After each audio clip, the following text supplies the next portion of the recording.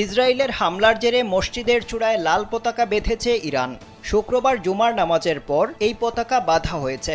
ধর্মীয় এবং সাংস্কৃতিক রাজধানী হিসেবে পরিচিত কোম শহরের জামকারান মসজিদের চূড়ায় এই পতাকা বাঁধা। জানা গেছে, ইরান কোনো দেশ বা গোষ্ঠীর বিরুদ্ধে আনুষ্ঠানিক যুদ্ধ ঘোষণা কিংবা অভিযান চালানোর আগে সর্বোচ্চ নেতার নির্দেশে জামকারান মসজিদের চূড়ায় লাল পতাকা ওড়ায়। এবারও দেশটির সর্বোচ্চ ধর্মীয় নেতার নির্দেশে জামকারান মসজিদের চূড়ায় যুদ্ধের লাল নিশানা ওড়ানো হয়েছে। ইসরায়েলি বিমান হামলায় একাধিক সেনা কর্মকর্তা এবং পরমাণু বিজ্ঞানী নিহতের প্রতিশোধ নিতে সর্বোচ্চ ধর্মীয় নেতা আয়াতুল্লাহ আলী খামেনির নির্দেশেই এই পতাকা উড়ানো হয়েছে।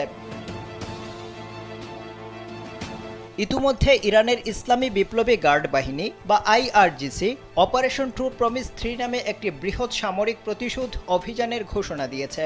এই অপারেশনের মূল লক্ষ্য হবে ইসরায়েলের বিমান ঘাঁটি, রাডার ব্যবস্থা এবং ভূগর্ভস্থ সামরিক ঘাঁটি ধ্বংস করা।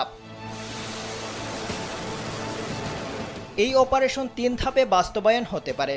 প্রথম ধাপে বিমান ঘাঁটি ও রাডার ব্যবস্থার ধ্বংস, দ্বিতীয় ধাপে ইরানপন্থী বিদ্রোহীদের মাধ্যমে সীমান্তে ক্ষেপণাস্ত্র হামলা এবং তৃতীয় ও চূড়ান্ত ধাপে ভূগর্ভস্থ ঘাঁটি থেকে হাইপারসনিক মিসাইল হামলা।